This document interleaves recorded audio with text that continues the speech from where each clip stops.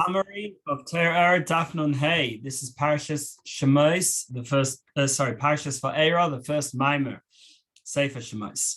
So the pasuk says at the beginning of Vaeirah, Hashem says, Vaeirah el Avraham el Yitzchak el Yaakov kel Shakai, that I appeared to the Avos. I appeared to our forefathers with the name kel Shakai. But or Shmi Havaya, but then my holier name Havaya was not that it wasn't really revealed to them. And what does this mean? Not that Hashem didn't speak to them with the name Yud Kei Vav, okay, but that he didn't show, like Rashi says, that he didn't show that he keeps his promises, because the Eretz Yisrael that they were meant to receive and other promises hadn't yet actually eventuated. Now we're going to explain what this pasuk means according to Chassidus. First of all, Vaeirah, I appeared. It means both that Hashem reveals himself to the Avos and Hashem reveals himself to each of us throughout history and today. And the Avos are the three ingredients that every Jew has within their soul, because that's why they're called our forefathers, because we all have a part of them. Unlike the Shvatim, who are also great tzaddikim, but the 12 tribes, not necessarily every Jew has the qualities of all the tribes. They might gravitate towards one tribe or another. Whereas the Avos, our forefathers, we're all connected to them.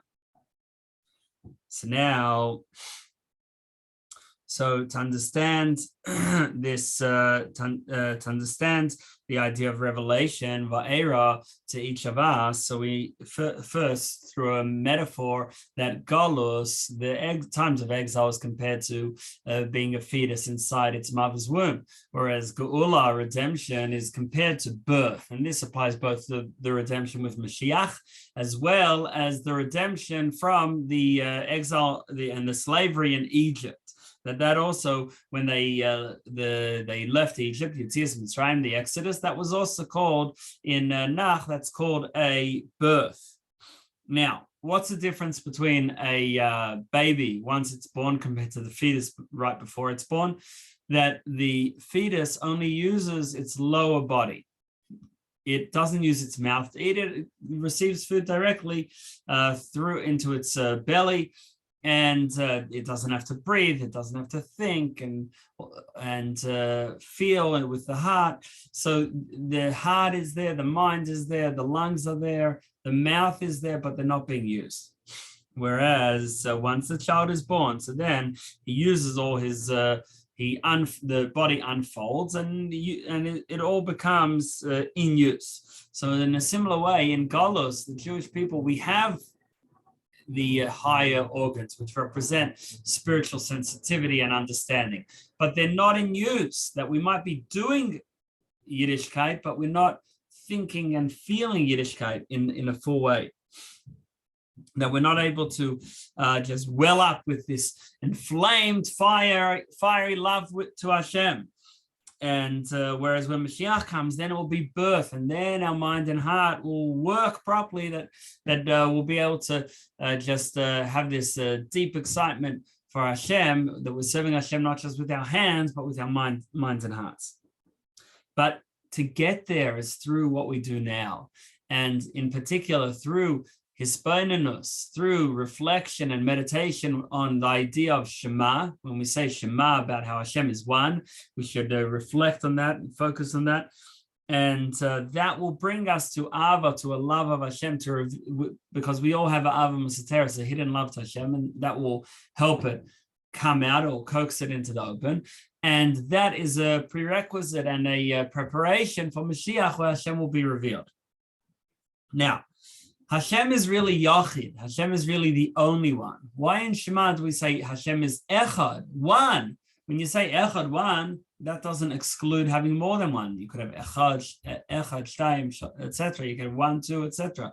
Whereas Yachid means it's the only one, and therefore it would be more appropriate, seemingly, to call Hashem Yachid. But the idea is that even in the place where there seems to be other existence, where we don't see Hashem as the only thing, even there Hashem is one. And that's why it uses the word Echad to say even where it doesn't seem that way, even where there seems to be there's 7 heavens and earth and 4 directions, like the meaning of Ches and Dalet, even there Hashem is one. Now, spiritually, the 4 directions, the left is Gevurah, the right is Chesed, etc. So we have south is Chesed, north is Gevurah, etc. And that is how it seems. But really, Echad, really, there's only Hashem, and at core, Hashem is totally beyond this, and we wouldn't even, and there at core, at essence, we wouldn't call Hashem Echad one, we would call Hashem Yachid, because it's the only existence. But within our worlds, we say Hashem is one, and and that's something we have to meditate on and reflect on in order to bring out this ava, this love of Hashem. Now, during the times of Galus, in the times of exile, Hashem elevates beyond the world, and we don't notice Hashem manifest as much within the world. And that's why it says, Bayom Ahu, on that day, Hashem will be one and his name will be one. Because although Hashem is really one always, now as well, but it's not revealed, then it will be revealed and obvious.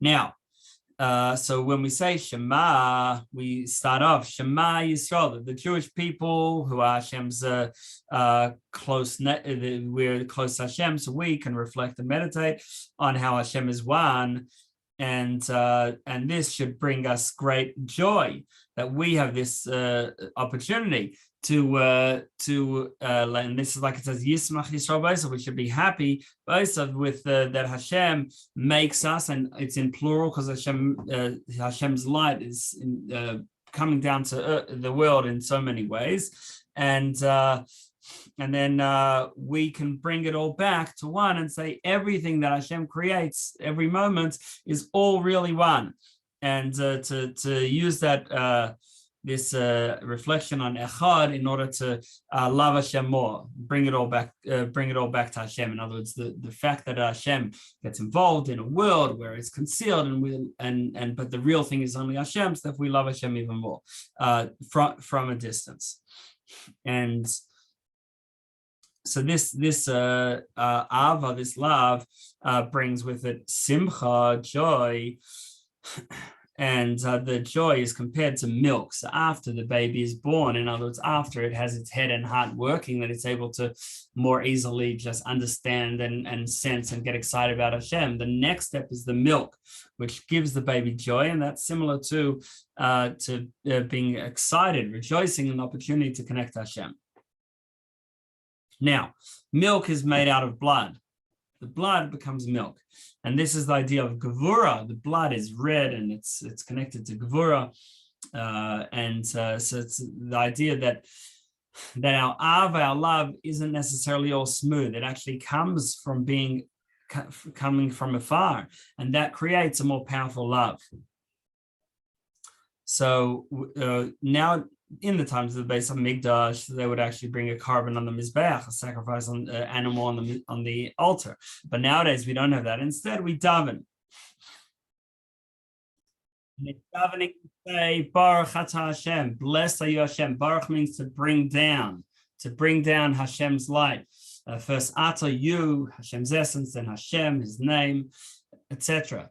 And what we're saying is that we don't have karbanos nowadays. We don't have that ability to lift up the world to Hashem. But Hashem, please, you bring your light down, shine your light down upon us, even when we're not really able to come up to you, because it's a time of Galus.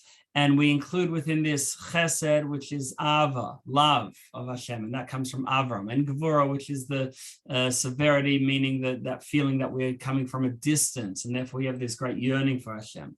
And Rachmanus, pity and mercy, that's the quality of Yaakov, because we feel bad for our neshama and for Hashem, who we're sinking into Galus, into exile, by our behavior and the way we live. And from all of this, so we've got this great passion for Hashem, and then which brings us to closeness with Hashem, and then simcha, with great joy about the opportunity to connect.